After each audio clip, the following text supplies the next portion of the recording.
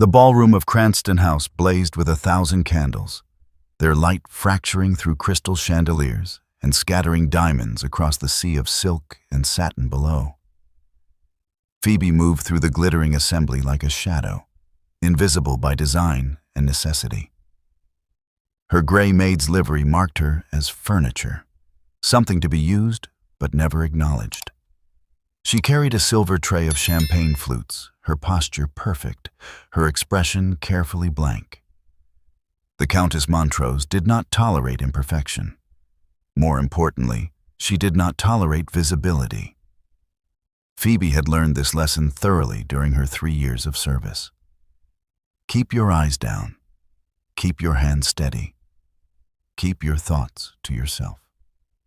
The small leather purse hidden beneath the loose floorboard in her attic room held 19 pounds, 6 shillings, and threepence, every penny she had managed to save from her meager wages. In 2 more years, perhaps 3, she would have enough to leave London entirely. A small cottage somewhere quiet, a garden, a life where she answered to no one but herself. The fantasy sustained her through the Countess's casual cruelties and the endless grinding labor. It sustained her now as she wove between clusters of aristocrats who spoke over her head as though she were made of air. "The season has been dreadfully dull," Lady Clarissa Baines announced to her circle of admirers, her voice pitched to Carrie. She was a vision in emerald silk, her blonde curls artfully arranged, her beauty as sharp and deliberate as a blade. "I do hope the Duke decides to make an appearance, though I suspect even Gideon Shaw would find this assembly beneath him." Laughter rippled through her audience. Phoebe moved past them toward the servants' corridor, her tray now empty. She had nearly reached the doorway when she heard it, a sound that didn't belong among the orchestral music and polite conversation. A whimper, high and desperate. "My lovely family, before we continue with Phoebe and Gideon's story, let me ask you something. How many times have you watched a beautiful love story on this channel without hitting that subscribe button? These stories take days to craft, yet only few of you who watch regularly are actually subscribed. If you've ever felt your heart flutter during one of these tales, isn't it worth one small click? Subscribe now, because I pour my soul into these stories, and your support is what keeps them coming. Don't be the person who takes without giving back." Phoebe paused, her training warring with instinct. She should ignore it. She should return to the kitchens, refill her tray, and continue her invisible circuit. But the sound came again, accompanied now by cruel laughter from somewhere near the garden doors. Her feet carried her forward before her mind could object. The cluster of young gentlemen stood near the marble columns that framed the entrance to the terrace. They were all flushed with wine and boredom, their expensive coats slightly disheveled. In the center of their circle, cornered against the wall, was a puppy. It was small and pathetically thin, its coat a dirty white that spoke of neglect. One of the gentlemen, the Honorable Thomas Ashford, Phoebe recognized with a sinking heart, held a walking stick, using it to prod the terrified animal whenever it tried to escape. "Look how it jumps," Ashford said with a laugh, "like a trained circus performer." "Give it here," another said. "I want to see if it can swim." There's a fountain just outside. Phoebe didn't remember making the decision. She simply moved, her body acting on an instinct deeper than self-preservation. She pushed through the circle of gentlemen, ignoring their startled protests, and scooped the trembling puppy into her arms. The creature was all bone and fear, its heart hammering against her palm. It looked up at her with eyes too large for its small face, and something in Phoebe's chest cracked open. "I beg your pardon," she said quietly, forcing herself to meet Ashford's outraged stare. "This animal needs care, not torment." The music seemed to falter. Conversations died in expanding ripples as heads turned toward the unprecedented sight of a maid speaking. Not just speaking, but challenging her betters. "How dare you?" Ashford sputtered. "That's my property. I found it in the street. Then you won't miss it." Phoebe turned to leave, the puppy clutched against her chest. She made it exactly 3 steps before Lady Clarissa's voice cut through the silence like a whip crack. "Good heavens! Look what the creature has done to the floor." Every eye in the ballroom dropped to the marble where Phoebe stood. A trail of muddy paw prints marked her path from the garden doors, each one a damning piece of evidence against her. The puppy had left marks across her gray dress as well, dark stains that stood out like accusations. "The maid has brought filth into Cranston House," Clarissa continued, her voice dripping with theatrical horror. "During the Countess's ball, no less. I have never witnessed such appalling presumption." The crowd parted, revealing the Countess Montrose herself. She was a handsome woman in her 50s, her beauty preserved through expensive creams and an absolute absence of warmth. Her expression as she surveyed Phoebe was one of cold fury. "You dare," the Countess said softly. "You dare to make a spectacle of yourself in front of my guests?" "Madam, I only meant to—" "Silence." The word cracked like a gunshot. "You have embarrassed me beyond measure. You have embarrassed yourself, though I suspect you lack the breeding to understand the full extent of your transgression." Laughter bubbled up around them, not the polite titters of society amusement, but genuine mockery. Phoebe felt her cheeks burn, her fingers tightening protectively around the puppy. "Look at her," someone whispered loudly. "Filthy as the mongrel she's clutching." The presumption of servants these days. She actually thought she could? "Enough," the Countess declared. "You are dismissed, immediately. Pack your belongings and leave my house before sunrise. You will receive no references, and if I hear of you seeking employment in any respectable household in London, I will ensure every door remains closed to you." The words landed like blows. No references meant no position. No position meant no wages. £19, 6 shillings, and threepence would last perhaps 3 months if she was extraordinarily careful. After that, Phoebe raised her chin, refusing to let them see her fear. "Yes, madam." She turned toward the servants' entrance, each step an agony of humiliation. The whispers and laughter followed her like hounds. She was nearly to the doorway when the butler's voice rang out, formal and grave. "His Grace, the Duke of Shaw." The announcement shattered the moment. Every head turned toward the main entrance as the crowd parted once more. And there, framed in the doorway like a figure from a darker, more dangerous world, stood Duke Gideon Shaw.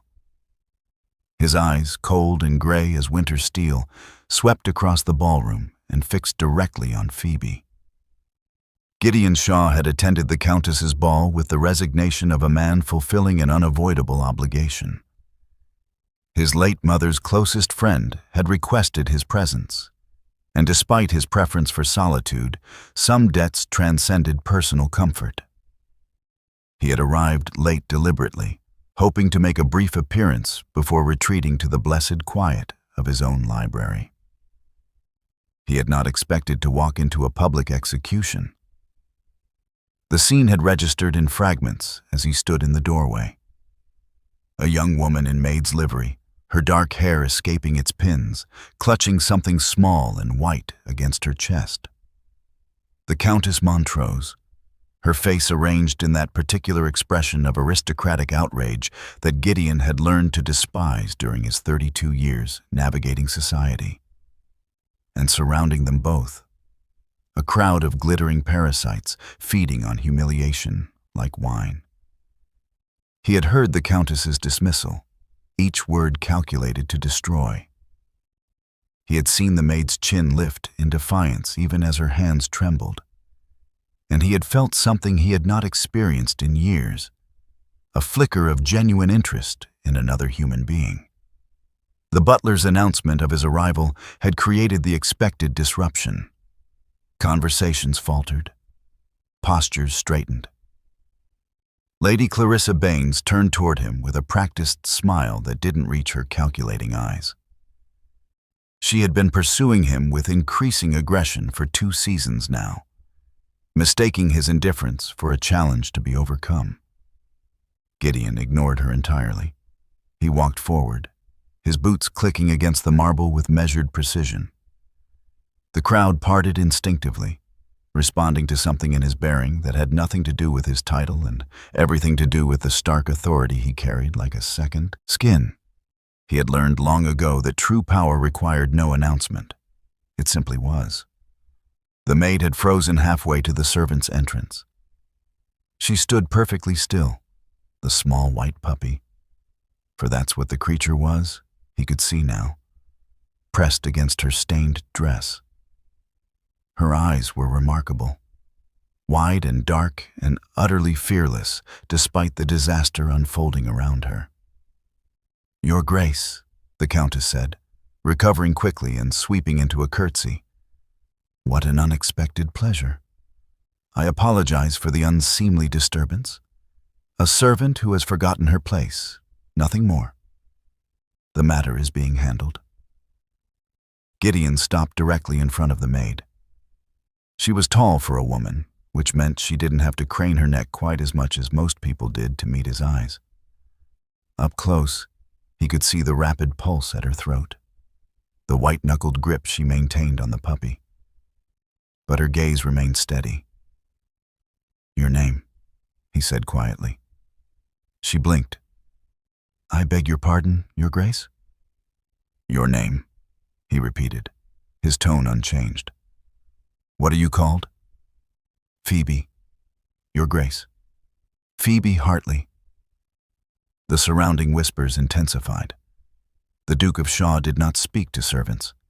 He barely spoke to anyone.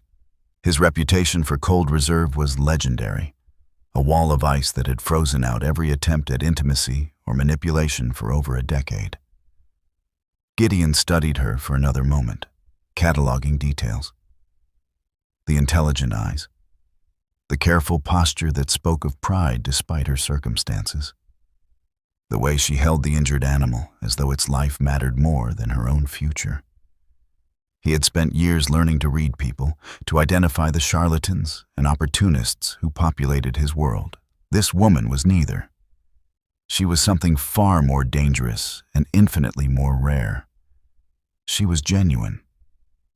"Miss Hartley," he said, loud enough for the entire ballroom to hear, "would you do me the honor of allowing me to examine the animal you have rescued?" The question landed like a stone in still water. Confusion rippled outward. The Countess made a small, strangled sound. Phoebe hesitated, then carefully shifted the puppy so Gideon could see it properly. The creature was in poor condition, malnourished, filthy, with what appeared to be an injured front paw. Its coat was white beneath the grime, its eyes wide with terror.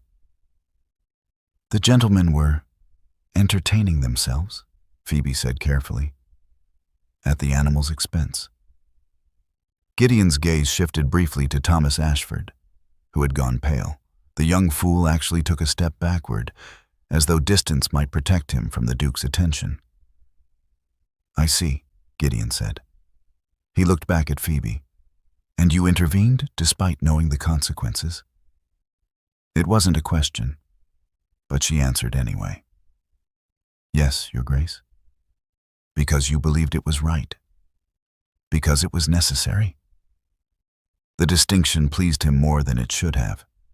He extended his hand toward her, not to take the puppy, but to her directly, palm up. An invitation, not a command. The ballroom seemed to hold its collective breath. Phoebe stared at his outstretched hand as though it were a serpent. He could see her mind working, weighing possibilities and dangers. She understood the significance of the gesture, even if she couldn't comprehend his motivation. If she took his hand, everything would change. "Miss Hartley," he said quietly, for her ears alone, "you have two choices. You can leave this house tonight with nothing but your courage and a starving puppy, or you can trust that I recognize value when I see it." Something flickered in her eyes, hope, perhaps, or simply the desperate calculation of someone with no good options. She shifted the puppy to one arm and placed her free hand in his. Her palm was rough with work, her fingers cold. Gideon closed his hand around hers and turned to face the assembly. The room had gone so quiet he could hear the candles guttering in their sconces. "The Countess has graciously released Miss Hartley from her current position," he announced, his voice carrying effortlessly across the space. "I am therefore pleased to offer her employment as head housekeeper of Heathmoor, my estate in Derbyshire. She will assume her duties immediately." The explosion of whispers was instantaneous. The Countess's face had gone white, then red. Lady Clarissa looked as though she had been slapped. But no one dared speak. No one dared question. Because Gideon Shaw, Duke of Shaw, had made his position clear in the only way society understood, through public, irrevocable action. He felt Phoebe's hand tremble in his grasp. When he looked down at her, he saw shock and disbelief warring with something that might have been gratitude. "Your Grace," she whispered, "I don't understand." "You will," he said. "Collect your belongings. My carriage will convey you to my London residence tonight. We depart for Heathmoor in the morning." He released her hand, the absence of contact strangely notable. Then he turned and walked back toward the entrance, knowing without looking that the crowd would part for him exactly as it had before. Behind him, he heard the Countess beginning some kind of protest. He didn't pause. Whatever she had to say was irrelevant. He had made his choice, and Gideon Shaw never reconsidered. As he reached the doorway, he allowed himself the smallest of smiles. For the first time in years, he was curious about tomorrow. The Duke's London residence was nothing like Phoebe had imagined. She had expected grandeur, certainly, gilt and marble, and ostentatious displays of wealth. Instead, Shaw House was austere to the point of severity. Dark wood paneling, minimal ornamentation, furniture chosen for function rather than fashion. It was the home of a man who had no interest in impressing anyone. She had spent the night in a guest room that was larger than the entire attic she had shared with two other maids at the Countess's house. The bed was almost aggressively comfortable, the linens crisp and clean. The puppy, she had taken to calling him Ghost for his pale coat and silent movements, had slept curled against her side, his small body finally warm and fed, thanks to the kitchen staff's surprising kindness. Sleep had been impossible. Every time Phoebe closed her eyes, she saw the Duke's outstretched hand, felt the shocking warmth of his palm against hers. The entire evening had the quality of a fever dream. Surely she would wake to find herself still in the Countess's attic, the ball and the rescue and the impossible intervention nothing more than wishful fantasy. But morning had come, gray and real, and a maid had arrived with breakfast and the message that His Grace requested her presence in his study at 10 o'clock precisely. Now Phoebe stood outside the heavy oak door, Ghost tucked securely in the crook of her arm, trying to calm the frantic beating of her heart. She wore the same gray dress from last night, brushed clean as best she could manage. It was her only dress apart from her nightgown. Everything she owned fit into a single canvas bag. She knocked. "Enter?" The study was exactly what she should have expected. Floor-to-ceiling bookshelves, a massive desk of dark walnut, windows that looked out onto a small, immaculately maintained garden. The Duke sat behind the desk, his attention focused on a document before him. He was dressed simply in dark trousers and a white shirt, no cravat. His coat draped over the back of his chair. It was shockingly informal for a duke, and somehow more intimidating than full aristocratic regalia. He glanced up as she entered, his gray eyes assessing. "Miss Hartley, please sit." Phoebe lowered herself into the chair across from him, acutely aware of how out of place she must look. Ghost shifted in her arms, and the Duke's gaze dropped to the puppy. "How is the animal?" "Better, Your Grace. The cook gave me some meat scraps and warm milk. His paw is injured, but I don't believe it's broken." "Good." He set down his pen with precise care. "We should discuss the terms of your employment." Of course. This was a business arrangement, nothing more. The romantic notion that had flickered to life in some foolish corner of Phoebe's mind died a quiet death. The Duke hadn't rescued her out of sentiment. He had seen an opportunity, perhaps. A capable servant in need of a position. "Yes, Your Grace." "Heathmore has been without proper management for 3 years," he said, his tone businesslike. "My previous housekeeper retired, and I have been unable to find a suitable replacement. The estate is remote. The nearest village is 4 miles distant, the nearest town of any significance nearly 15. The house itself is in need of significant repair. The staff is small, and I suspect has grown lax in the absence of firm leadership." He paused, studying her. "I require someone capable of restoring order and efficiency, someone who can manage accounts, oversee repairs, and command respect from the existing staff. In short, Miss Hartley, I require someone competent and unafraid of hard work." "I am both those things, Your Grace." "I know." There was something in the way he said it, a certainty that suggested he had already catalogued her qualities and found them sufficient. "However, I must be absolutely clear about the nature of this arrangement. You will be my head housekeeper. You will be well compensated, £50 per annum, plus room, board, and a clothing allowance appropriate to your position. You will have complete authority over the household staff and domestic operations." £50. Phoebe's breath caught. It was more than double what she had earned as a maid. It was a fortune. "That is extraordinarily generous, Your Grace." "It is fair compensation for the work I expect." He leaned back in his chair, his expression unchanged. "But you must understand what this position is and what it is not. You will be my employee, Miss Hartley. Nothing more. There will be no expectations of a personal nature, no romantic entanglement, no social elevation beyond what the role of housekeeper naturally provides." The bluntness of it stung more than Phoebe wanted to admit. She forced herself to meet his eyes. "I would never presume. I am not accusing you of presumption. I am establishing boundaries." His voice remained level, almost clinical. "Last night's intervention has likely generated considerable gossip. There will be speculation about my motives and your character. I want you to understand that I am offering you employment, not salvation, not courtship. The relationship between us will be strictly professional." "I understand perfectly, Your Grace." "Do you?"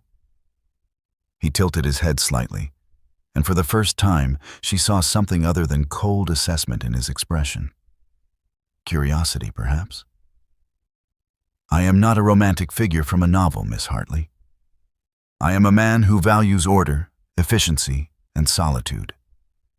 I spend the majority of my time at Heathmore specifically because it is remote and I am left alone. I have no interest in marriage, no desire for companionship, and no patience for emotional complications." The words should have been reassuring. Instead, they settled over Phoebe like a shroud. She had known, of course, that the Duke's intervention was not personal. Men like him did not fall in love with maids, no matter what foolish novels suggested. But hearing it stated so baldly, with such absolute finality, drove the lesson home. "Then we are well matched, Your Grace," she said quietly. "I have no interest in romance either.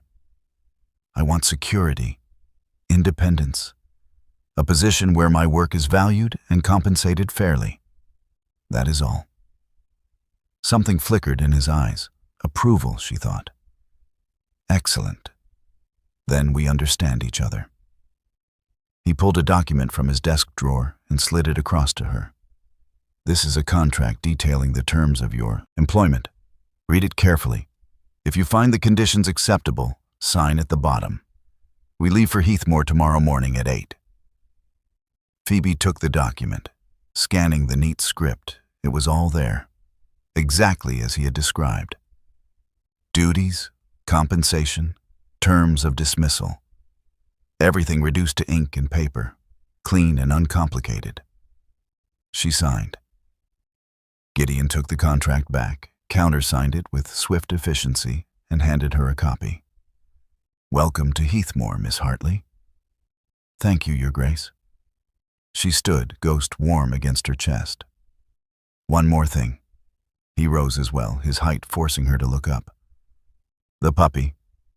You intend to keep it?" "If it's permitted, Your Grace. I'll ensure he doesn't interfere with my duties." The Duke studied Ghost for a long moment, his expression unreadable. Then, unexpectedly, he reached out and scratched the puppy behind one torn ear. Ghost's tail gave a tentative wag. "See that you do," Gideon said. He withdrew his hand and returned his attention to his papers. "That will be all, Miss Hartley." Phoebe left the study, contract in hand, heart carefully armored. She had her security, her independence, a generous salary, and a position of authority. It was everything she had wanted. She told herself it was enough. The journey to Heathmoor took 2 days, and with each mile that passed, London's noise and crowds fell away like shed skin. Phoebe traveled in the Duke's second carriage. He had ridden ahead on horseback shortly after dawn on the first day, with Ghost curled contentedly on the seat beside her, and a landscape that grew progressively wilder outside the window. The cities gave way to towns, the towns to villages, the villages to nothing but rolling moorland and distant peaks. The sky seemed larger here, pressing down with a weight that was both oppressive and oddly liberating. There were no people to judge, no society to navigate. Just earth and stone and the occasional farmhouse huddled against the wind. By the second afternoon, when the carriage finally turned onto a narrow, rutted drive, Phoebe understood why the Duke had chosen this place for his self-imposed exile. Heathmoor wasn't just remote. It was defiantly isolated, as though the estate had turned its back on the world and dared it to follow. The house emerged from the landscape like something from a Gothic tale. It was built of gray stone that matched the surrounding moors, sprawling and asymmetrical, clearly the product of several centuries of additions and modifications. One wing showed obvious signs of neglect, windows dark, ivy creeping unchecked across the walls. The grounds that should have been gardens were overgrown. The drive pitted with holes that made the carriage lurch and sway. It was, Phoebe thought with a surge of unexpected excitement, an absolute disaster. And it was hers to fix. The carriage rolled to a stop before the main entrance, where a small assembly of servants had gathered. Phoebe counted. Quickly, 2 footmen, a butler who looked nearly as old as the house itself, 3 maids of varying ages, and a cook whose stained apron suggested she had been pulled directly from her kitchen. 8 people to manage an estate this size. No wonder it had fallen into disrepair. The Duke stood slightly apart from the group, still in his riding clothes, his expression as remote as the landscape. He didn't move to help her from the carriage. One of the footmen performed that service. But his eyes tracked her descent, cataloging her reaction to her new home. Phoebe stepped down, Ghost secure in her arms, and surveyed the assembled staff. They stared back with expressions ranging from curiosity to suspicion. She was younger than they had expected. She could see that calculation happening. Younger and common-born, and entirely too associated with the Duke for comfort. "Miss Hartley," the butler said, his voice reedy with age. "Welcome to Heathmoor. I am Brennan. I have served His Grace's family for 43 years. There was challenge in the statement, a claim of territory and authority. Phoebe met his gaze steadily. "Mr. Brennan, I look forward to working with you. His Grace has spoken of the loyalty of Heathmoor's staff." The Duke had said no such thing, but the lie served its purpose. Brennan's shoulders straightened slightly, and the suspicion in his eyes softened to cautious approval. "Perhaps," the Duke said, his voice cutting through the moment, "Mr. Brennan could show Miss Hartley to her rooms. I'm sure she would like to refresh herself before dinner." It was a dismissal, politely phrased, but absolute. The Duke turned and walked into the house without waiting for a response, his boots echoing on stone. The staff scattered to their duties with the practiced efficiency of people accustomed to their master's abrupt departures. Phoebe followed Brennan through a massive oak door and into an entrance hall that should have been impressive, but instead felt melancholy. The floors were clean enough, but the corners held dust. The portraits on the walls were dimmed by years of smoke and neglect. A chandelier hung dark and cobwebbed overhead. "The house has 63 rooms," Brennan said as he led her down a corridor, "though only the west wing and parts of the main house are currently in use. The east wing was closed 15 years ago after the old Duke passed. Too expensive to heat and maintain." "And the staff?" "What you saw is what we have, miss. His Grace is not one for entertaining, and he spends most of his time in the library or writing the estate. We manage well enough for his needs." They climbed a staircase to the second floor, where Brennan stopped before a door near the middle of the corridor. "Your rooms, Miss Hartley. They belong to the previous housekeeper, Mrs. Cavendish. I trust you'll find them adequate." The sitting room was spacious and bright, with windows overlooking the wild gardens.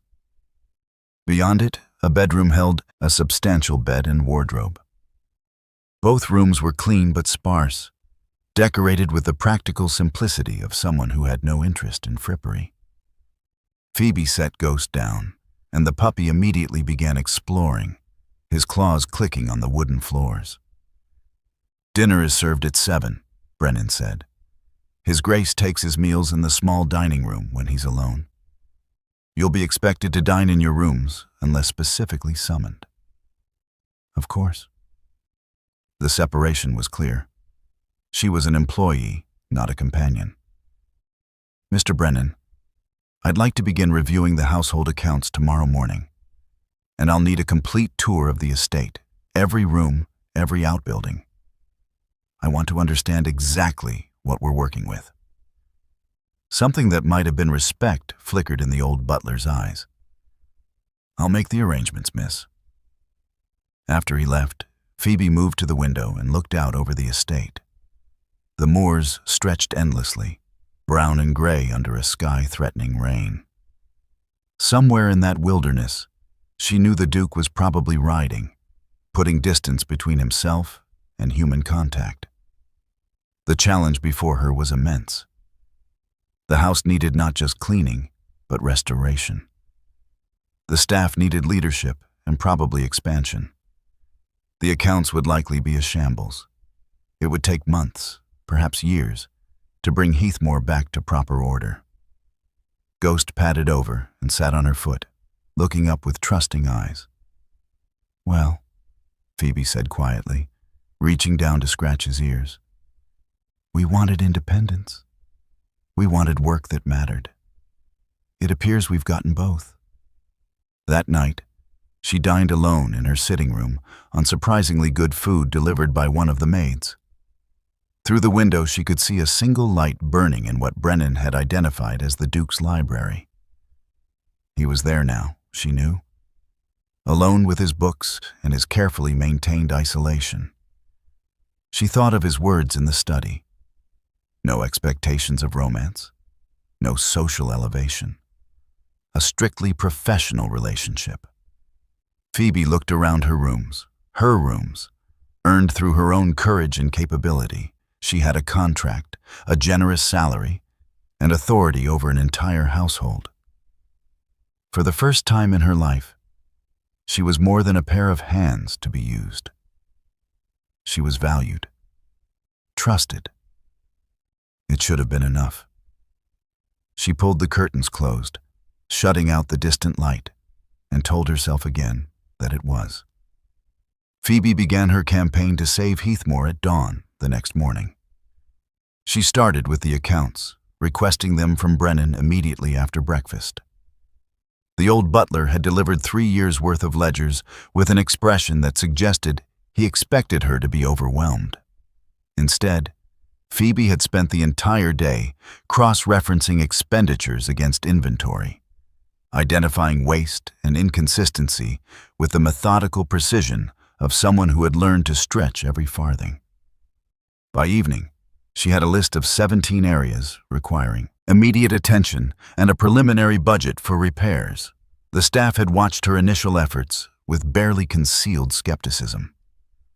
A woman barely past her 23rd year, common-born, elevated beyond her station by the Duke's inexplicable whim. They expected her to fail, expected her to prove herself incapable of managing an estate this size, this complex. Phoebe had encountered such doubt before. She answered it the only way she knew how, with relentless, undeniable competence. Within a week, she had established new schedules for every member of the household. The maids now worked in coordinated rotations, tackling one room at a time with thorough attention rather than the previous method of cursory daily sweeps. The footmen were assigned regular maintenance tasks, repairs to window frames, replacement of worn cords on the draperies, polishing of neglected silver. Even the cook found herself consulted on kitchen improvements and given a modest budget increase for better quality provisions. Phoebe was fair but exacting. She praised good work and corrected failures with firm, quiet instruction. She worked alongside the staff when necessary, demonstrating that no task was beneath her. When one of the maids fell ill, Phoebe spent an afternoon scrubbing floors herself, her hands raw by evening, but the work completed to her standards. Slowly, grudgingly, respect began to replace skepticism. The Duke observed all of this from a distance that seemed to be his natural state. He appeared at breakfast occasionally, always punctual, always courteous, and always gone within 20 minutes. He took his other meals in the library, or when weather permitted, didn't return to the house until well after dark. He rode the estate daily, checking on tenants and inspecting lands. A solitary figure against the vast moorland.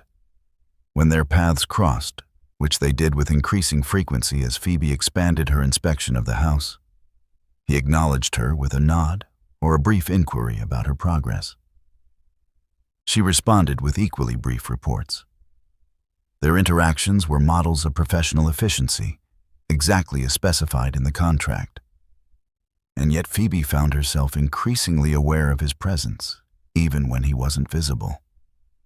She learned his patterns, the early morning rides, the hours spent in the library between 2 and 5 each afternoon, the occasional late-night walks through the garden. She learned that he preferred his tea without sugar, that he detested waste of any kind, and that he noticed everything despite his apparent detachment.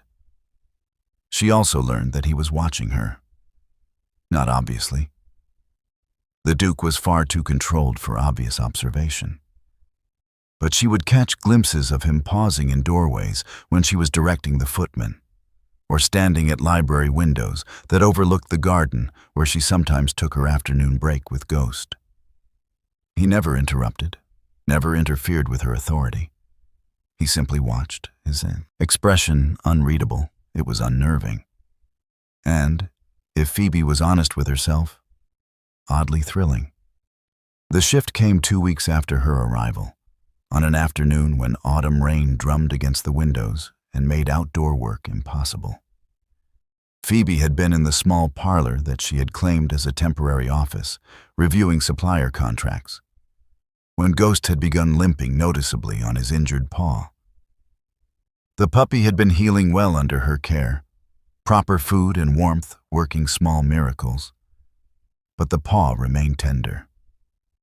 Phoebe had meant to take him to the village to see if there was anyone with veterinary knowledge, but the roads had been treacherous with mud. She had settled Ghost on her lap and carefully unwrapped the clean cloth she kept bound around his paw. The injury was better than it had been, but still inflamed. As she examined it, murmuring soft reassurances to the trembling puppy, she didn't notice the Duke's arrival until his shadow fell across her desk. Phoebe looked up, startled. Gideon stood in the doorway, rain damp from a ride, his dark hair disordered. He should have looked diminished by the weather. Instead, he seemed more real, more present than she had yet seen him. "The accounts are in order?" he asked, his gaze dropping to the papers spread across her desk. "Yes, Your Grace. I was about to prepare this week's summary for your review." "Good." He paused, then nodded toward Ghost. "The animal's paw isn't healing?" "It's improving, but slowly. I plan to take him to the village when the road's clear." "That won't be necessary." Gideon moved into the room with that predatory grace she had noticed at the ball. "I have some experience with animal injuries. May I?" Phoebe hesitated, then shifted Ghost so the Duke could see the paw more clearly. Gideon crouched beside her chair, bringing his eyes level with hers. At this proximity, she could see details she had missed before: the faint scar along his jawline, the surprising length of his dark lashes, the precise way he held himself even in this informal position. His hands, when he took Ghost's paw, were surprisingly gentle.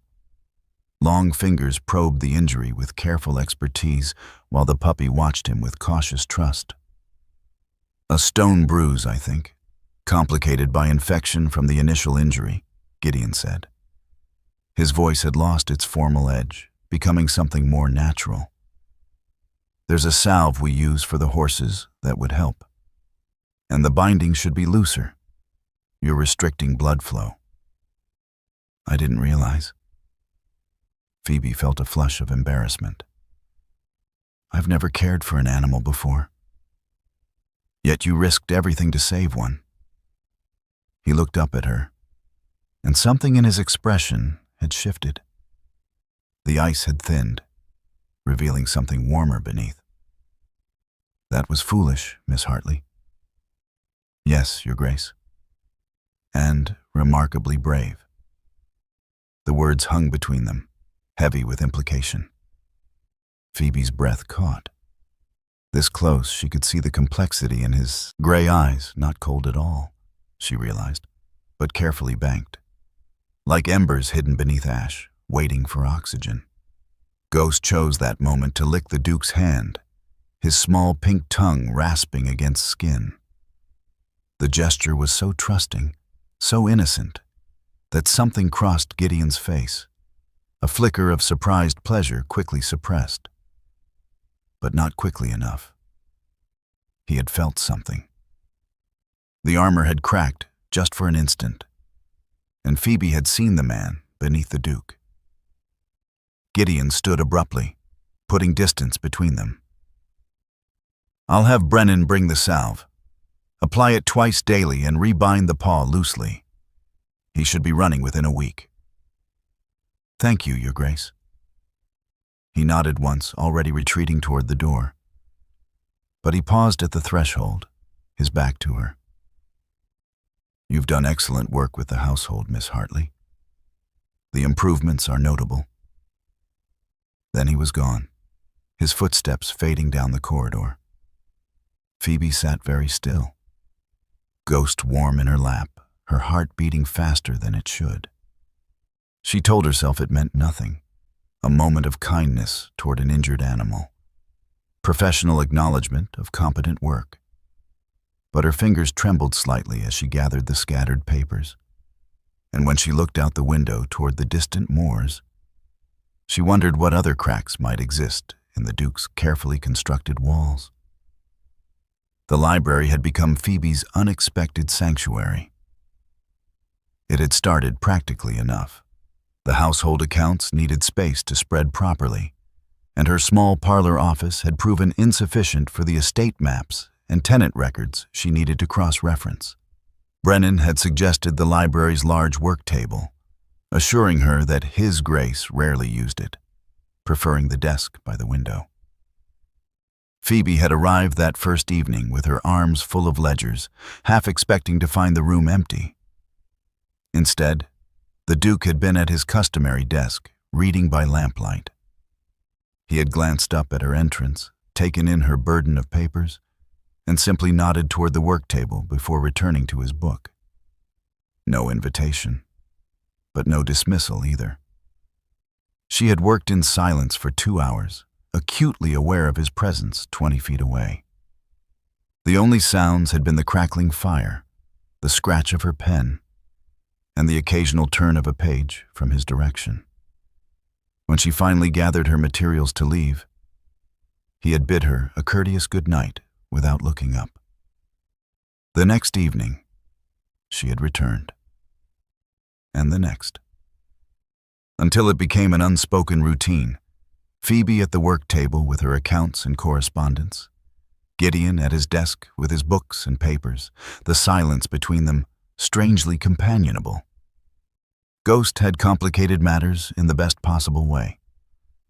The puppy's paw had healed rapidly under the Duke's prescribed treatment, and now he divided his time between Phoebe's rooms and wherever she happened to be working. In the library, he would settle on the hearth rug, equidistant between his 2 favorite humans, occasionally padding over to one or the other for attention. It was Ghost who had prompted their first real conversation. Phoebe had been reviewing the tenant records, frowning over an entry that showed the Millworth farm 3 months behind on rent. The Duke, she had learned through careful observation, was not a harsh landlord. He charged fair rates and made improvements to tenant properties without increasing costs. But 3 months suggested genuine hardship, and the notes offered no explanation. "Your Grace," she had said, breaking an hour's silence, "may I ask about the Millworth situation?" Gideon had looked up from his book, his reading glasses catching the lamplight. She had not known he wore glasses. The discovery had felt oddly intimate. "What about it?" "They're significantly behind on rent, but there's no notation about eviction proceedings or payment plans. I wanted to understand your preference before I addressed it." He had removed the glasses, folding them with precise care. James Millworth's wife died in childbirth last spring. He has 4 children under the age of 10 and is managing the farm alone. I've granted him a temporary reduction in rent until he can hire help. "I see. Should I note that formally in the records?" "Please." He had paused, studying her. "You disapprove?" "Not at all, Your Grace. I think it's remarkably compassionate. I simply want to ensure I'm managing the accounts in alignment with your policies." Something had shifted in his expression, surprise perhaps, that she had called him compassionate rather than soft or financially imprudent. "The estate's purpose is not merely to generate income, Miss Hartley. The tenants are people, not resources to be extracted. Their welfare is part of my responsibility." Then perhaps, Phoebe had said carefully, we should review all the tenant situations together. I've noticed several that might benefit from similar consideration, but I lack the context you possess.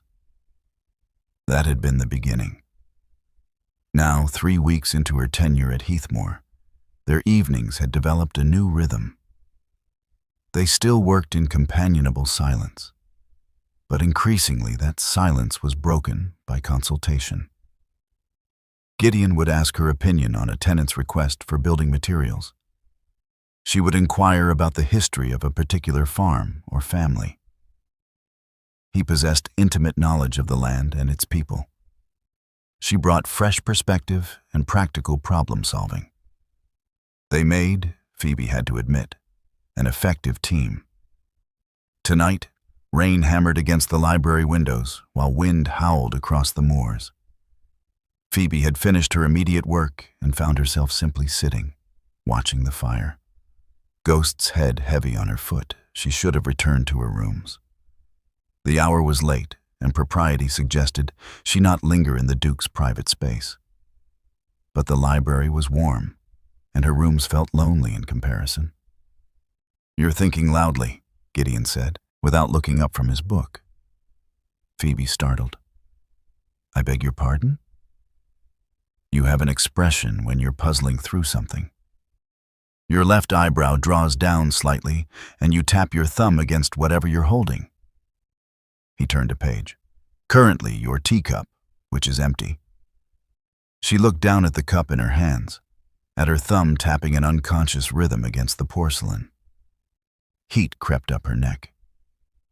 He had been observing her that closely? "I was thinking about the East Wing," she said, deciding honesty was safer than deflection. "Mr. Brennan mentioned it's been closed for 15 years. I was calculating what it might cost to restore it versus the ongoing expense of heating and maintaining the rooms we're using." "And your conclusion?" "That I don't have enough information.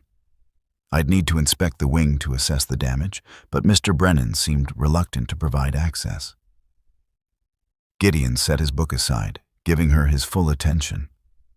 In the firelight, his features were softer than usual, the harsh lines of his face gentled by shadow. "The East Wing contains my parents' rooms and my childhood quarters. Brennan is protective of those spaces. He served my father with great devotion. I didn't mean to intrude on private grief, Your Grace. It's been 15 years, Miss Hartley. Hardly fresh grief." His voice was dry, but something beneath it suggested the calculation wasn't quite so simple.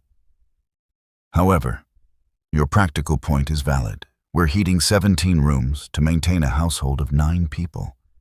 It's inefficient. But not everything is about efficiency."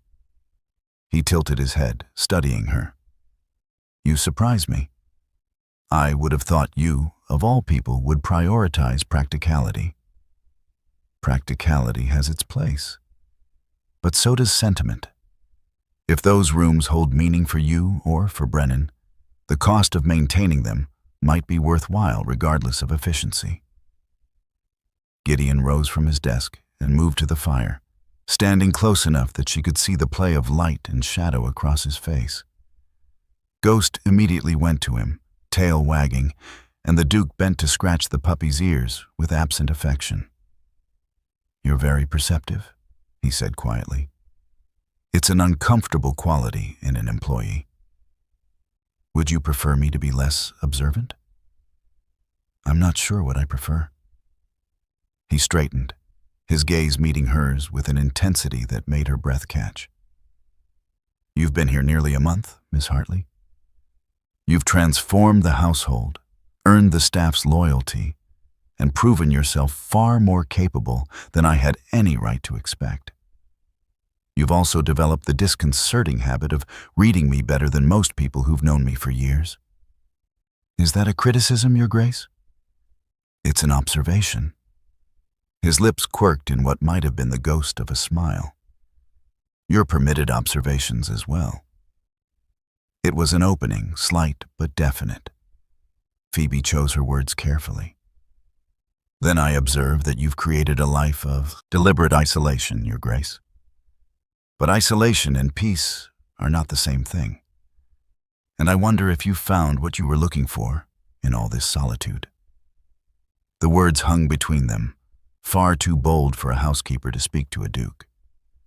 Phoebe half expected him to remind her of her place, to retreat behind the ice wall he maintained so carefully. Instead, Gideon held her gaze for a long moment, something unreadable moving behind his gray eyes. "No," he said finally. "I haven't." Then he bid her good night and left the library, leaving Phoebe alone with Ghost and the flickering fire and the stunning realization that the Duke's armor had cracked wider than she'd thought. And she had no idea what to do about it. The arrival of the Dowager Duchess of Shaw was announced 3 days in advance by an express letter that sent Brennan into a state of barely suppressed panic. Phoebe watched the old butler transform from his usual steady competence into something approaching agitation, barking orders at the staff and personally inspecting rooms that had been cleaned to perfection weeks ago. "Her Grace is exacting," he explained when Phoebe inquired about the unusual intensity. "And she has very particular opinions about how things should be managed." This proved to be a spectacular understatement. The Dowager arrived on a gray afternoon in a carriage that looked expensive enough to purchase a small estate. She was a tall woman in her 60s, handsome rather than beautiful, with the same gray eyes as her nephew and a bearing that suggested she had never questioned her own authority in her entire life.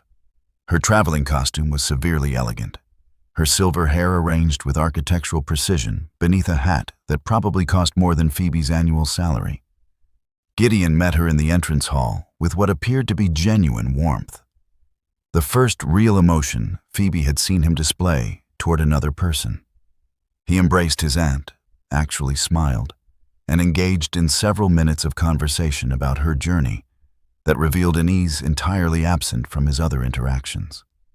Phoebe observed from the shadows of the corridor, Ghost tucked under her arm, professional invisibility firmly in place. The Dowager's sharp gaze found her anyway. "And who," she said, her voice carrying effortlessly across the hall, "is this?" "My housekeeper," Gideon said smoothly. "Miss Phoebe Hartley. She's been transforming Heathmoor's operations with remarkable efficiency." "Has she indeed?" The Dowager approached with the measured pace of someone conducting an inspection. Up close, her eyes were even more penetrating than her nephew's, missing nothing as they catalogued Phoebe's plain dress, work-roughened hands, and the puppy in her arms. "How enterprising of you, Gideon.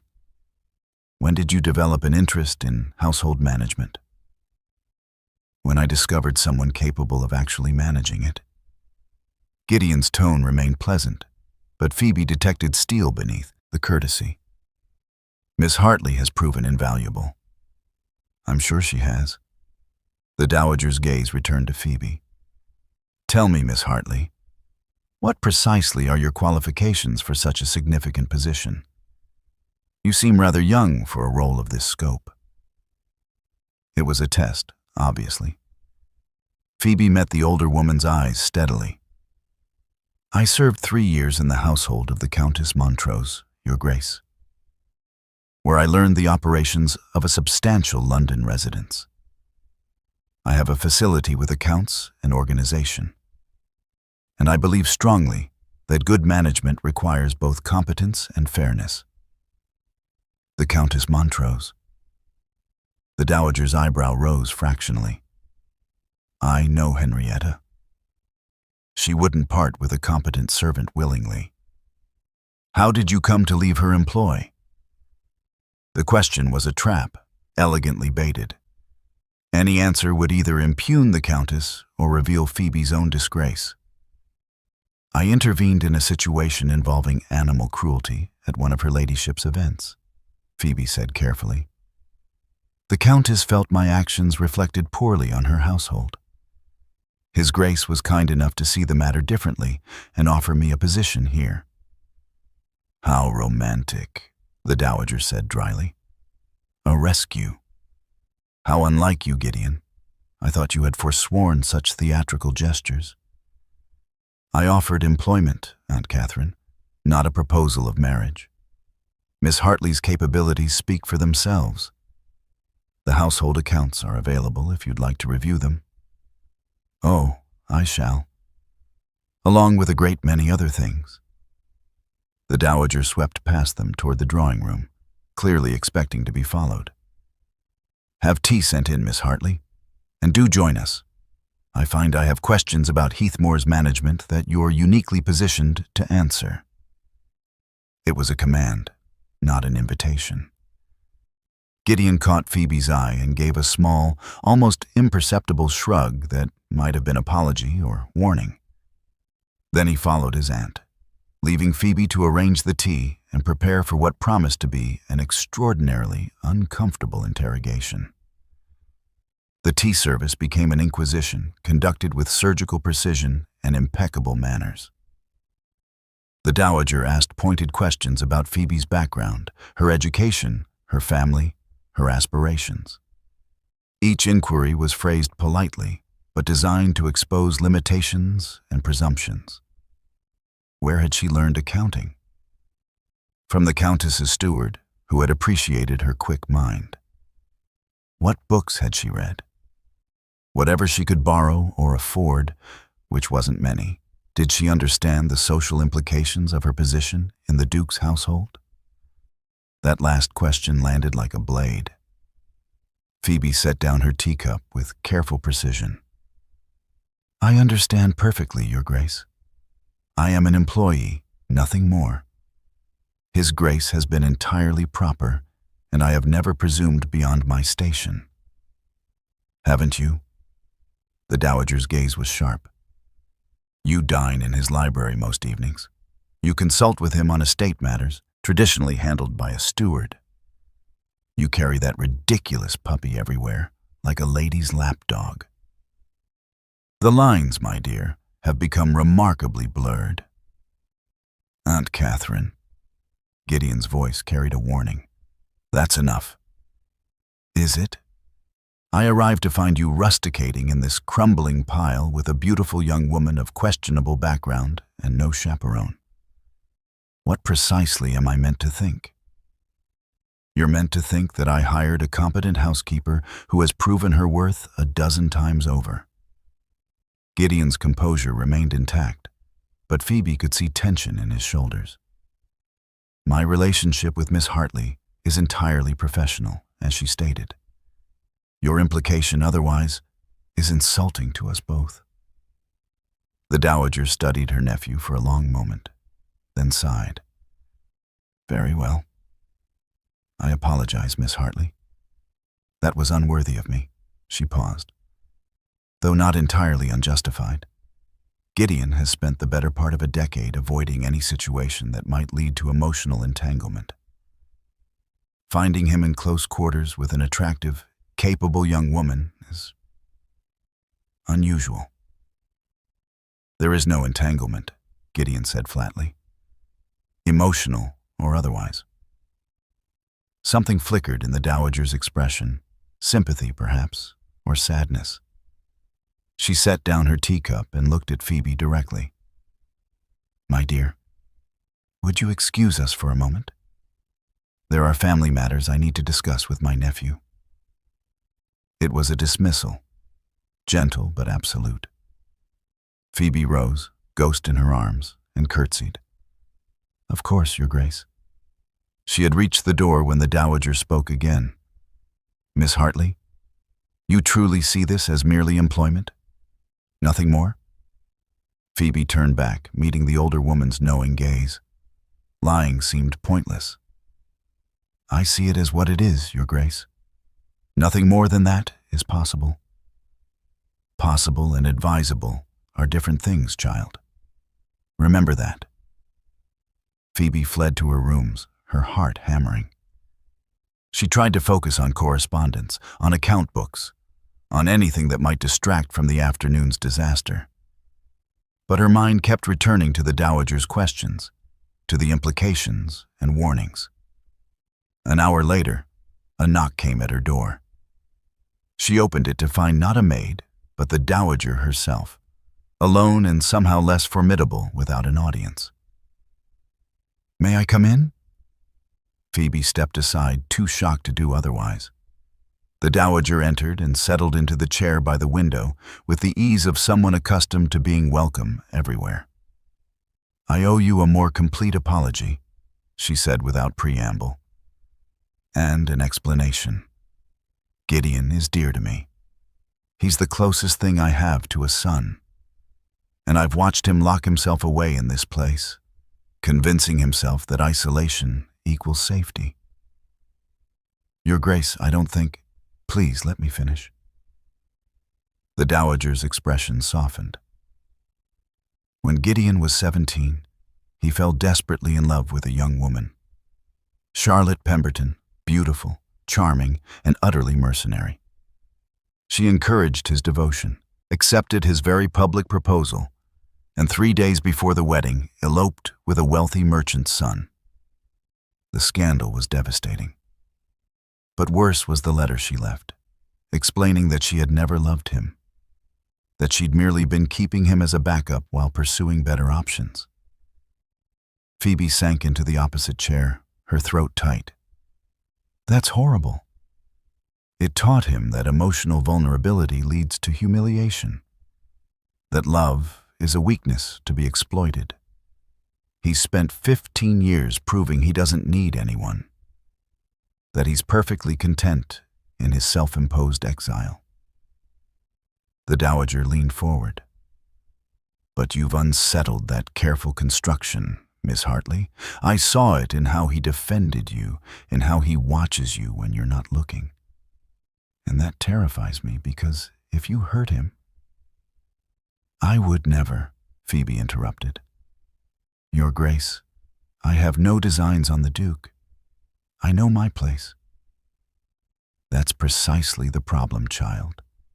You know your place, and he knows his, and neither of you will risk crossing that line.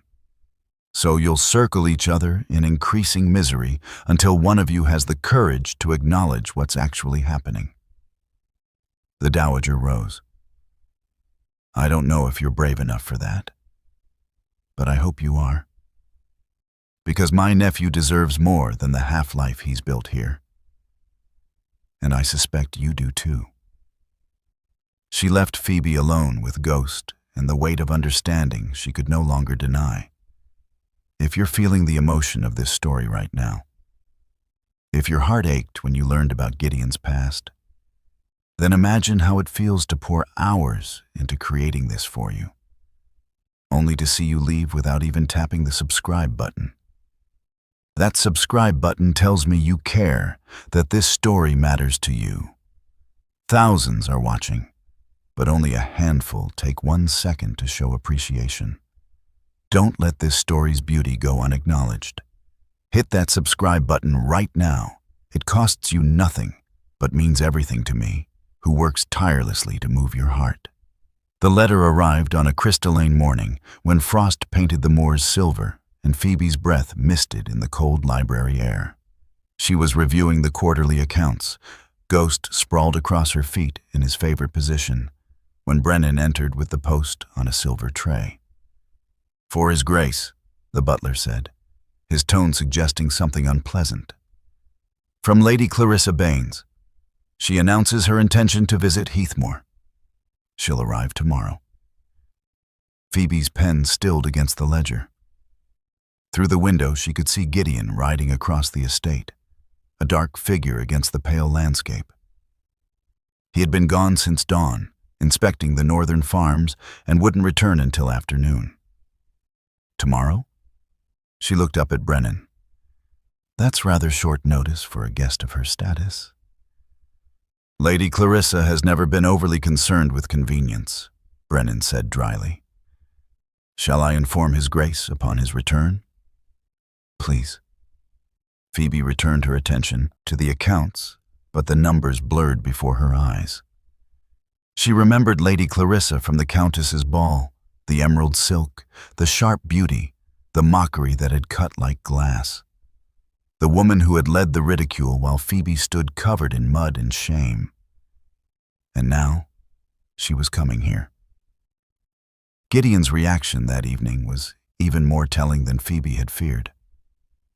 He read the letter once, his expression darkening, then set it aside with barely controlled irritation. "She has no business inviting herself to Heathmoor," he said.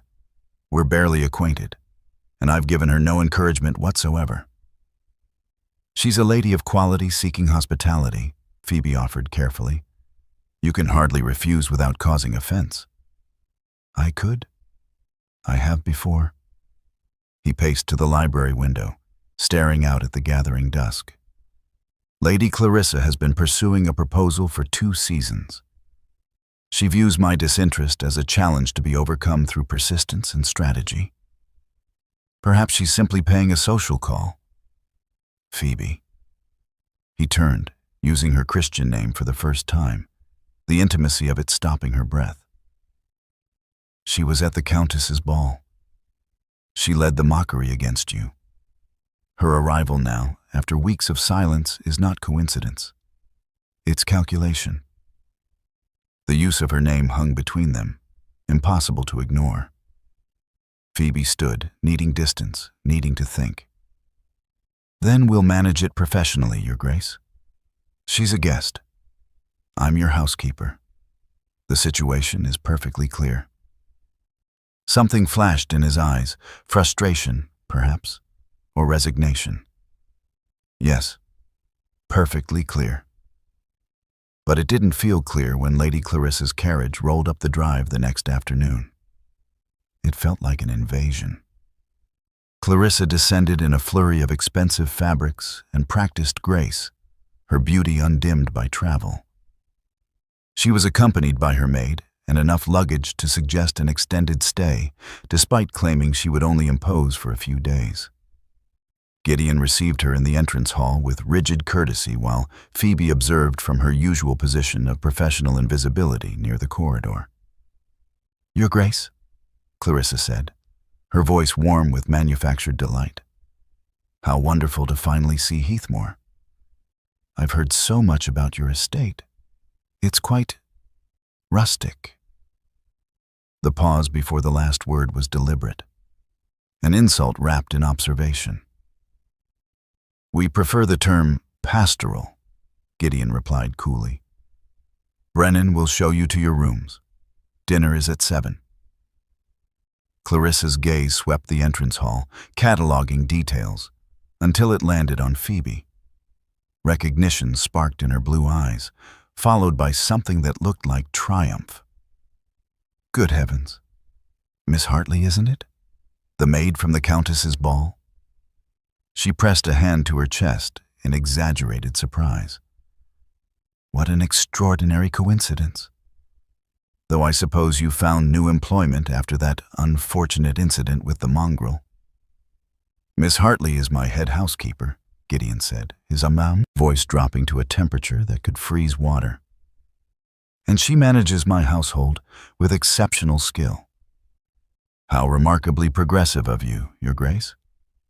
Clarissa's smile was razor sharp. "Elevating servants beyond their natural station. Though I suppose here in the country, standards are more flexible." Phoebe felt heat crawl up her neck, but kept her expression neutral. "Welcome to Heathmoor, Lady Clarissa. If you require anything during your stay, please don't hesitate to inform the staff." She escaped to the kitchens, where the cook was already preparing an elaborate dinner under Phoebe's earlier direction. But she could feel the danger that had just entered her carefully constructed sanctuary. Lady Clarissa hadn't come for a social visit. She'd come for blood. The assault began in earnest the following morning. Phoebe was conferring with one of the maids about linens when she overheard Clarissa in the morning room, speaking to Sarah, the youngest housemaid, in a voice pitched to Carrie. "I simply cannot fathom His Grace's thinking," Clarissa said with false sympathy. "Hiring someone with no proper references, no family connections, no training in estate management." One wonders what qualifications she actually possessed. The implication was crystal clear. Sarah's face flushed crimson. "Miss Hartley is very capable, my lady," the girl said quietly. "She's been good to all of us." "I'm sure she's been very good at cultivating loyalty." Clarissa's laugh was light and poisonous. "Tell me, does she often spend her evenings in His Grace's library? Alone? I've heard the most curious rumors about their working relationship." Phoebe stepped into the doorway, her spine straight. "Lady Clarissa, I trust your accommodations are satisfactory?" Clarissa turned with a smile that didn't reach her eyes. "Quite satisfactory, Miss Hartley. I was just remarking on what a fascinating household you've created. So informal, so modern. The Duke prefers efficiency over ceremony. How convenient for you." Clarissa rose, moving closer with predatory grace. "You know, I remember you quite clearly from the Countess's ball. Covered in mud, clutching that pathetic creature, looking absolutely desperate. And now here you are, mistress of a ducal estate. What a remarkable transformation. One might even call it suspicious." "One might call it employment," Phoebe said evenly. "Now, if you'll excuse me, I have duties to attend." She left before Clarissa could respond, but her hands shook as she walked away. This was only the beginning. She could feel it. By afternoon, Clarissa had interviewed half the staff under the guise of friendly conversation, asking pointed questions about Phoebe's background, her relationship with the Duke, the propriety of their evening meetings. She expressed shocked, that a woman of such humble origins should have authority over an estate of Heathmoor's importance. She wondered aloud about Phoebe's true qualifications, her real motivations, the nature of her hold over the Duke. The staff, to their credit, remained loyal. But Phoebe could see the seeds of doubt being planted. Even Brennan seemed troubled when he came to her office that evening. "Lady Clarissa has been asking questions," he said carefully, "about your past, your family. She seems particularly interested in the circumstances of your dismissal from the Countess's household." "And what have you told her?" "The truth. That you were hired by His Grace and have proven yourself exceptional." He paused. "But Miss Hartley, she's intent on discovering something scandalous. If there are details from your past that might be used against you..." "There's nothing to discover, Mr. Brennan.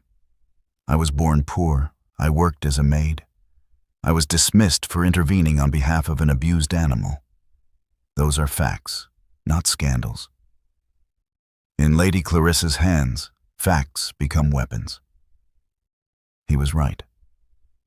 That evening, during dinner, Clarissa launched her most direct assault yet. "Your Grace," she said, her voice dripping sympathy as she addressed Gideon across the table, "I feel I must speak plainly, as a friend concerned for your welfare. I've made some inquiries about Miss Hartley's background." Gideon set down his wine glass with deliberate care. "Have you?" "Her family were laborers. Her father died in debtor's prison. She has no education beyond basic literacy, no training in household management, no references from her previous employer. And yet, you've given her extraordinary authority over your estate and your household." Clarissa leaned forward. "I know you value privacy, but surely you can see how this appears. A beautiful young woman of desperate circumstances, elevated far beyond her station, spending unchaperoned evenings in your company. People will talk.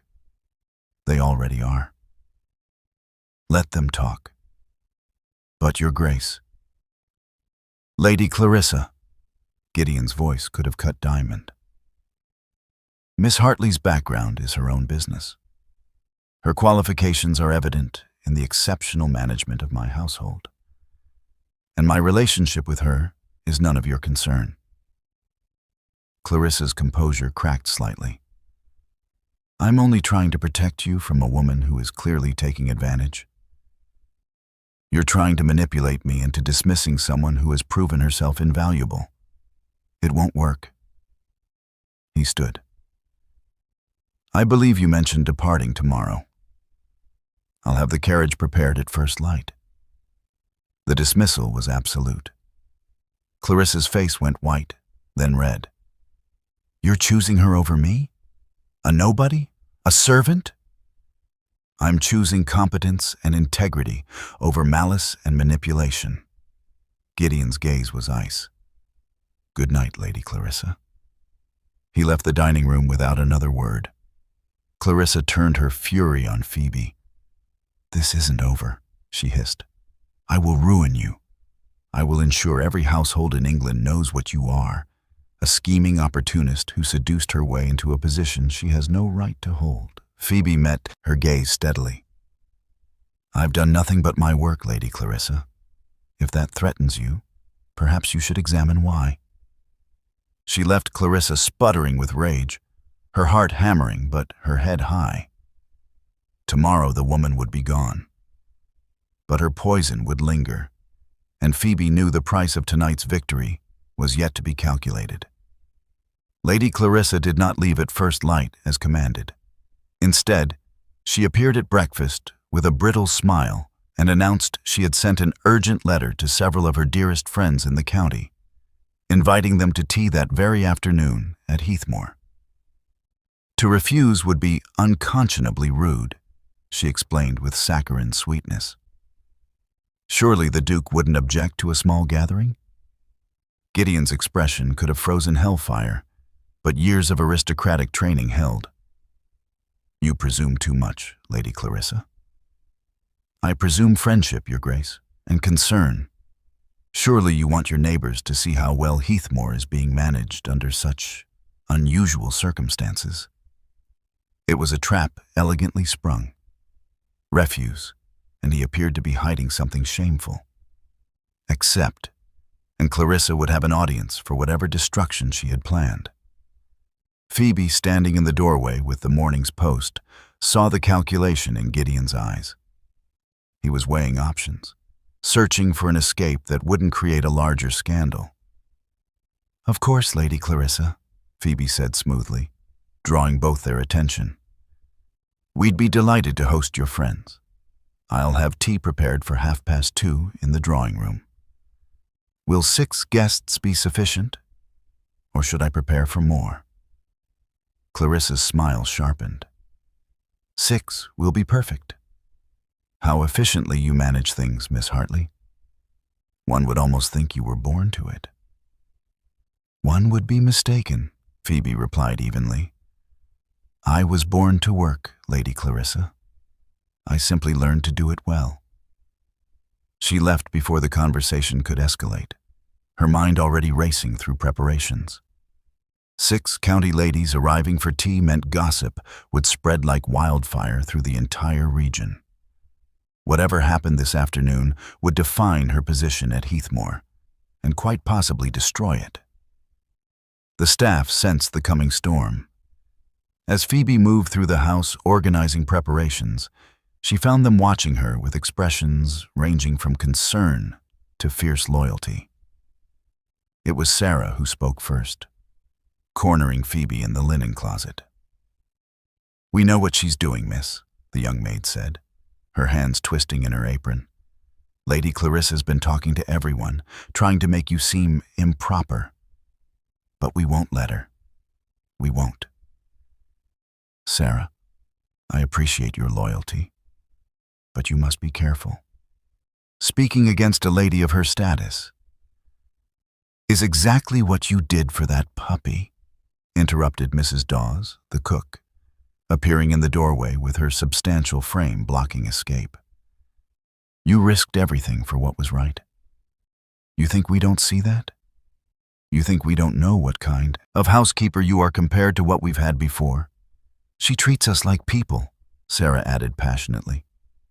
"Not furniture, not servants. people.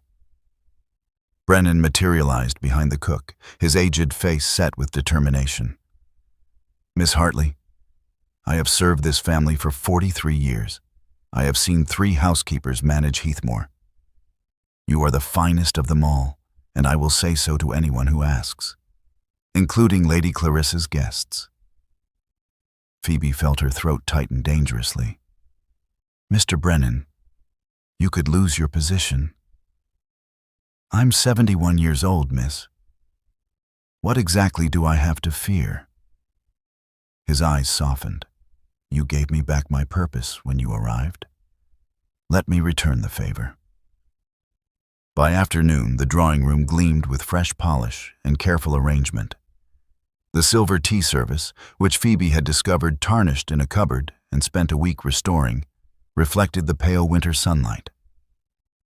Fresh flowers from the greenhouse, coaxed into bloom through careful tending, adorned the tables. Every detail was perfect, a testament to the household's capabilities under Phoebe's management. The guests arrived precisely at 2:30. 6 county ladies of varying ages, all wealthy, all influential, all clearly curious about the scandalous situation they'd been promised. Clarissa greeted them with the air of a hostess in her own home, making introductions and settling everyone before Phoebe could even enter the room. And this, Clarissa announced as Phoebe appeared with the first tray, is Miss Hartley, the Duke's housekeeper. The pause was deliberate, loaded with insinuation. The lady's eyes tracked Phoebe with the avid interest of spectators at a public execution. Good afternoon, Phoebe said calmly, setting down the tea service. Welcome to Heathmore. I hope you'll find everything satisfactory. I'm sure we will, said Lady Morton, a formidable woman in her 60s. Lady Clarissa has been telling us the most fascinating story about your appointment. Quite irregular, from what we understand. His Grace hired me based on competence rather than connections, Phoebe replied. I consider that a credit to his judgment, not an irregularity. But surely you must admit, another lady interjected, that a woman of your background managing an estate of this magnitude is highly unusual. One wonders how you acquired such specialized knowledge. Through work, Lady Pemberton. Years of it. Clarissa leaned forward, her voice honey-sweet and venomous. Ladies, I think we should be direct. We're all women of the world. We understand how attractive young women sometimes use their natural advantages to secure positions beyond their qualifications. I'm sure Miss Hartley is very grateful to His Grace for his extraordinary generosity. Aren't you, my dear? The implication hung in the air like poison gas. The ladies exchanged knowing glances, scandal confirmed in their minds. Phoebe felt her cheeks burn, but held Clarissa's gaze steadily. I'm grateful for employment that allows me to use my abilities fully, she said. If that's what you're asking. Oh, I think we all know what abilities. That's quite enough, Lady Clarissa. Every head turned to find Gideon standing in the doorway, his presence filling the room with sudden tension. He was dressed formally, his expression carved from granite, but his eyes blazed with controlled fury. Your Grace, Clarissa rose smoothly. We were just having a friendly conversation. You were publicly maligning my housekeeper with thinly veiled accusations. Gideon moved into the room, and the ladies unconsciously leaned back in their chairs. I won't tolerate it. Brennan appeared behind the Duke, his aged voice carrying with surprising strength. If I may interject, Your Grace, these ladies have been misinformed about Miss Hartley's qualifications and character. I would like to set the record straight. Please do, Brennan. The old butler straightened to his full height. I have served the Shaw family since before His Grace was born. I have known privilege and poverty, competence and incompetence. Miss Hartley is the most capable manager this household has seen in my lifetime. She has restored order, improved efficiency, and treated every member of this staff with dignity and fairness. If anyone questions her character or her position, they question my judgment and my honor. Mrs. Dawes had materialized in the doorway, still wearing her apron. And mine, Your Grace. That girl works harder than 3 people. She's earned every penny of her salary and every bit of respect she's given. Sarah appeared next to the cook, trembling but determined. She's kind, Your Grace. She's fair. And she saved a puppy, even though she knew it would cost her everything. That's the kind of person Miss Hartley is. One by one, the entire household staff gathered in the drawing room and corridor. Footmen, maids, even the stable boy, standing in silent solidarity behind their housekeeper. It was unprecedented. Servants simply didn't involve themselves in aristocratic disputes. But there they stood, loyal and unwavering. Gideon looked at the assembled staff, then at Phoebe, something profound shifting in his expression. When he spoke, his voice carried absolute authority. Lady Clarissa, you came to Heathmore with the intention of destroying Miss Hartley's reputation and forcing me to dismiss her. You have failed spectacularly. He gestured to the gathered servants. These people who see her work every day, who benefit from her leadership, have spoken more eloquently than I could about her worth. But let me add this. Miss Hartley is not merely my employee. She is my partner in the management of this estate. She has my complete trust and my unwavering support. Partner? Clarissa's voice rose sharply. Your Grace, surely you cannot mean, I mean exactly what I said. Gideon's gaze swept the assembled county ladies. You may carry that message back to your friends and neighbors. Miss Hartley has my protection and my respect. Anyone who questions her character or her position questions my judgment. I trust I've made myself clear. The silence that followed was absolute. Lady Morton was the first to recover, rising with practiced grace. Perfectly clear, Your Grace. Thank you for your hospitality, Miss Hartley. The tea was excellent. She nodded to Phoebe with what might have been respect. I can see Heathmore is in very capable hands.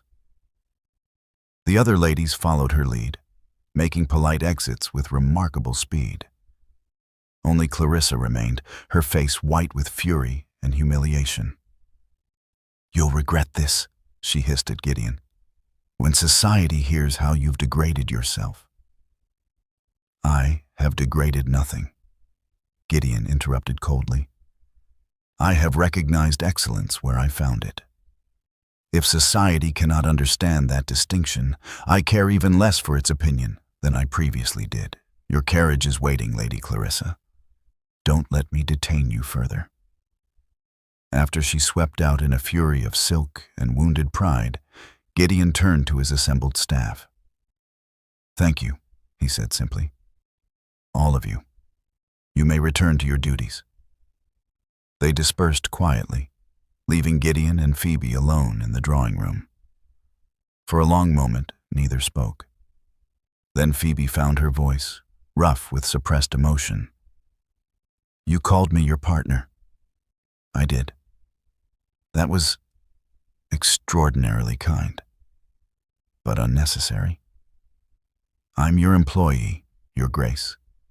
You needn't elevate me beyond. I said what I meant, Phoebe. He moved closer, his gray eyes intense. You are my partner, in every way that matters, and it's time we both stopped pretending otherwise. The words hung between them in the drawing room, impossible to unhear. Phoebe felt her carefully constructed defenses crumbling, brick by brick, under the weight of Gideon's steady gaze. He had called her his partner. He had said they should stop pretending. But pretending was safe. Pretending protected them both. Your Grace, she said, her voice barely steady. You've been extraordinarily kind. Today, you defended me publicly, risked your reputation for mine. But we both know the cost of that choice. Lady Clarissa will spread her poison regardless, and now you'll be associated with scandal. Your aunt was right. The situation appears improper. I cannot allow you to sacrifice your standing for what, Phoebe? For an employee? His voice was low, dangerous. Is that truly what you think you are to me? It's what I must be. She stepped back, needing distance, needing air. Anything else is impossible. Why?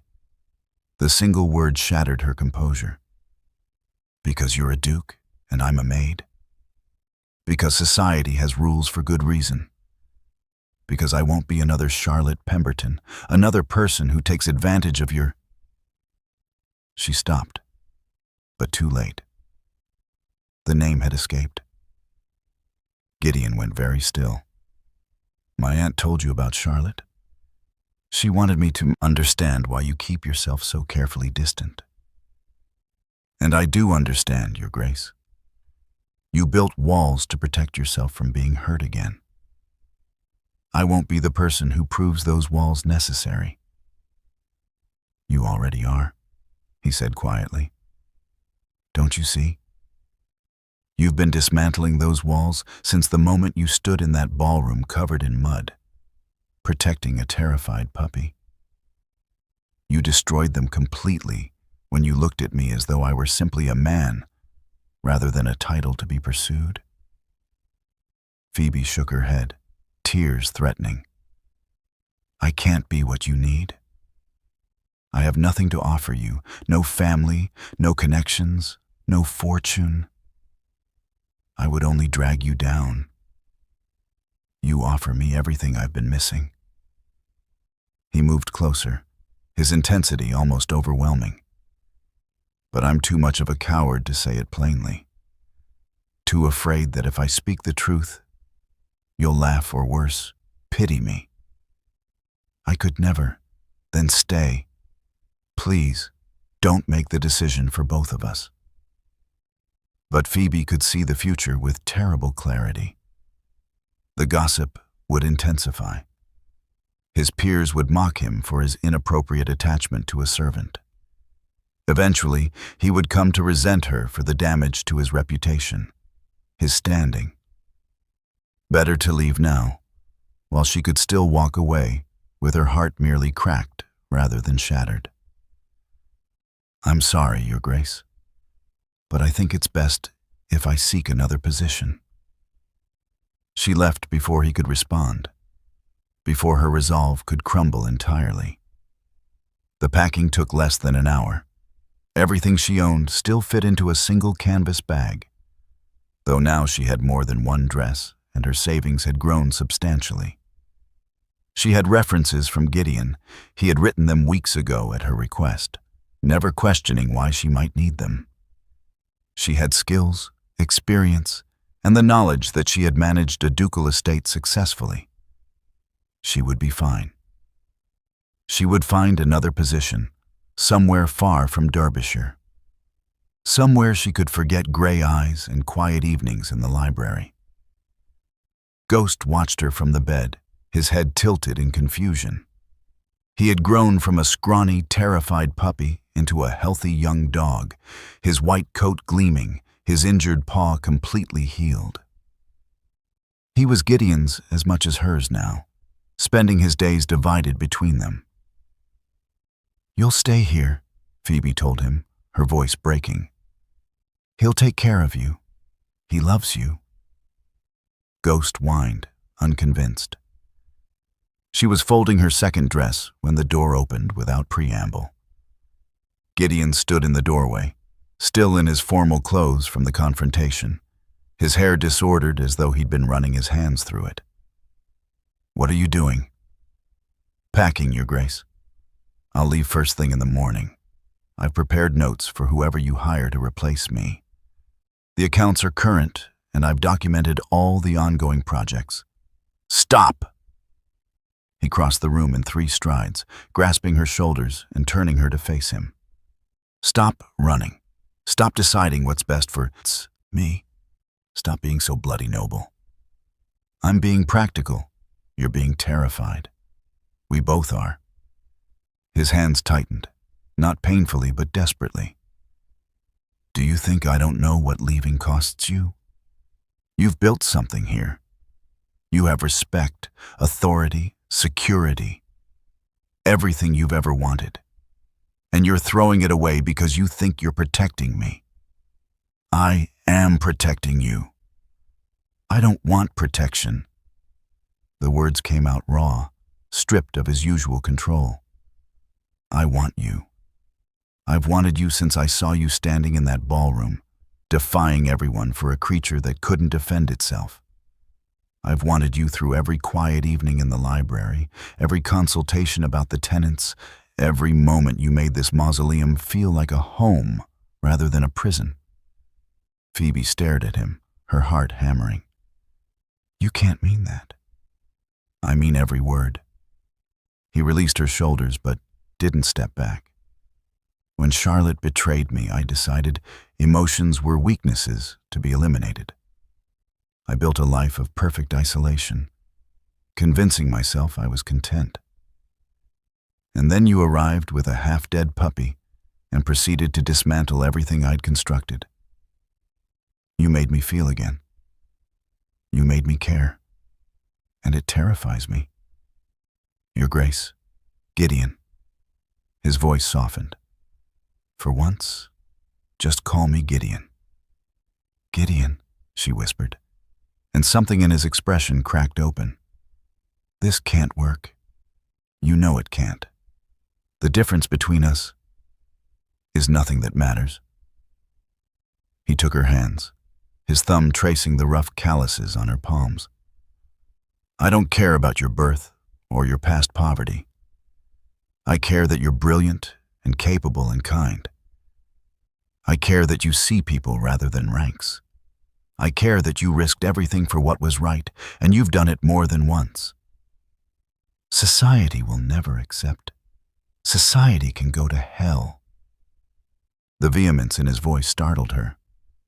I've spent 15 years living for society's approval, and it brought me nothing but loneliness.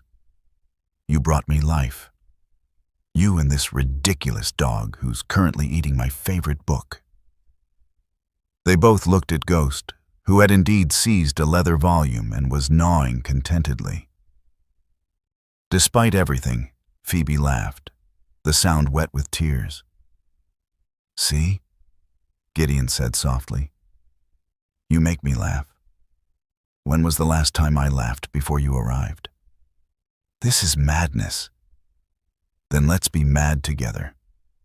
He pulled her closer, his eyes searching hers. Phoebe Hartley, I am asking you, begging you, to stay. Not as my housekeeper, not as my employee, as my wife, as my partner in truth, not just in pretty words spoken to impress county ladies. The world seemed to tilt. You're asking me to marry you. I'm asking you to save me from the half-life I've been living. I'm asking you to let me love you, even though I'm terrible at it and will probably make a disaster of things. I'm asking you to be brave enough for both of us. Phoebe looked at him, really looked. At the fear beneath the hope in his eyes, the tension in his shoulders, the way his hands trembled slightly against hers. He was terrified. This man who faced down scandal and society with iron composure was terrified of her answer. Because he loved her. The Duke of Shaw, who had sworn off emotion and vulnerability, loved her. I'm a maid, she said, but her voice held wonder now rather than protest. I was mocked and dismissed and humiliated. I have nothing to bring to a marriage except myself. Yourself is everything. He raised her roughened hands to his lips, pressing a kiss to her knuckles. I don't want a society marriage built on contracts and convenience. I want a partnership built on respect and trust, and whatever this terrifying thing between us is. If you'll have me. If I haven't ruined it by being too much of a coward to speak sooner. Ghost abandoned the book and padded over, sitting on both their feet as though physically preventing separation. Phoebe looked down at the dog, then at the man who held her hands like they were precious rather than work-worn. She thought of the ballroom, the mockery, the moment his hand had extended toward hers. She thought of quiet evenings in the library, of shared work and mutual respect. She thought of the walls he'd built and the courage it took to dismantle them. "I'm terrified too," she whispered. "I know. Society will be vicious. I know. Your aunt will have strong opinions. She'll also dance at our wedding." A smile ghosted across his face. "She told me I was an idiot if I let you leave." Her exact words. She said something similar to me. Phoebe felt her own smile forming. "About having courage? Then be courageous with me." Gideon's voice dropped to barely above a whisper. "Say yes. Please." The word formed in her heart before it reached her lips. "Yes." For a moment, he simply stared as though he couldn't quite believe it. Then he pulled her into his arms, holding her so tightly she could barely breathe, his face buried in her hair. "Thank you," he said against her temple. "Thank you." Phoebe wrapped her arms around him, feeling the tension drain from his body as he held her. This man who never touched anyone, who maintained careful distance from the world, was clinging to her like she was oxygen itself. "I love you," she said, the words coming easier than she'd expected. "I've been trying not to, but I love you." He pulled back just enough to see her face, his gray eyes bright. "I love you. I'm not good at saying it. I'm not good at any of this. But I promise I'll try. We'll both try. Together." He kissed her then, tentative at first, then deeper as 15 years of loneliness met weeks of suppressed longing. It was unpracticed and perfect, a promise sealed without words. When they finally broke apart, both breathing hard, Ghost barked approval and wagged his tail so enthusiastically his entire body shook. "I suppose we should tell the staff," Phoebe said shakily. "They already know." Gideon's smile was real now, transforming his austere features. "Brennan informed me that if I let you leave, he would resign in protest. The entire household is currently waiting downstairs to hear whether I convinced you to stay." "You're joking." "I never joke." But his eyes were warm. "They love you, Phoebe, almost as much as I do." She looked around her sparse rooms, the rooms she'd been packing to leave, and thought of the staff gathered below, of the estate she'd helped restore, of the man who'd taken her hand in a ballroom and changed her life. "I was a maid mocked for saving a puppy," she said softly. "And now you'll be a duchess loved for saving a duke." Gideon took her hand properly this time, their fingers interlacing. "If you'll have the title along with the man, I'll have both. Though I warn you, I'll probably be a terrible duchess. You'll be extraordinary." He pressed a kiss to her forehead. "You already are." They descended the stairs together, hand in hand, Ghost bounding ahead. The staff waited in the entrance hall, trying and failing to look as though they hadn't been listening at doors. When they saw Phoebe and Gideon's joined hands, a cheer went up that probably violated every rule of proper servant behavior. Brennan stepped forward, his aged face creased with genuine joy. "Welcome home, Your Grace," he said to Phoebe. "Permanently this time." And standing there, surrounded by people who'd become family, held by a man who'd become her heart, Phoebe finally understood what home truly meant. You just experienced a complete love story, from humiliation to triumph, from loneliness to belonging. You felt every emotion, didn't you? Now here's the truth. Someone you know needs this story today. Someone in your life is feeling worthless, overlooked, or hopeless about love. And you're going to scroll past without sharing this with them? Really? This story could be exactly what changes their day, their perspective, their hope. Hit that share button. Tag someone who needs to remember that their worth isn't defined by others' cruelty. And if you've watched this far without subscribing, then you are breaking my heart. Subscribe now, because you'll want the next story, and the algorithm won't show it to you unless you do. Don't be that person who regrets missing out. At the end of this video, you'll see a suggestion for another powerful story from our channel. Click it and let yourself be surprised by even more unforgettable emotions with love. The Victorian Royal Stories team.